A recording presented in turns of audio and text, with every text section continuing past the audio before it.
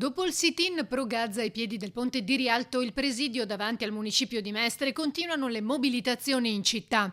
Sabato alle 16 il grande corteo urbano che partirà dalla stazione di Mestre e venerdì lo sciopero nazionale di 4 ore indetto dalla CGIL. Noi sciopereremo perché in questo momento non si può stare fermi, non si può stare zitti di fronte a quello che sta avvenendo a Gaza.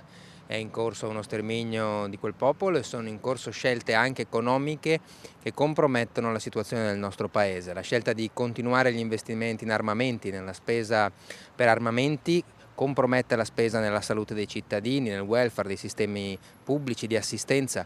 Quindi quello che noi domani con queste 4 ore di sciopero denunceremo è che serve fermare quello che sta avvenendo, servono sanzioni nei confronti di Israele. È grave che in questo momento il governo italiano non sostenga le scelte seppur tardive che sta assumendo il Parlamento europeo, la Commissione europea, perché dobbiamo mandare un messaggio molto chiaro per fermare lo sterminio in corso. Sabato invece l'appuntamento sarà con il corteo che partirà dalla stazione di Mestre. Con più di altre 50 associazioni sabato proponiamo questo momento di manifestazione, di lotta pacifica per dire da Mestre che questa è una città per la pace e che chiede la pace e chiede soprattutto al proprio comune, all'istituzione comune di Venezia di schierarsi, di dire in modo chiaro che il governo deve scegliere da che parte stare sia nei confronti di Israele che nella protezione alla spedizione umanitaria in corso. L'appuntamento sarà poi lunedì con la manifestazione da Piazzale Giovannacci a Marghera dal titolo Blocchiamo il porto. L'intento, in contemporanea a quanto avverrà in altri porti italiani,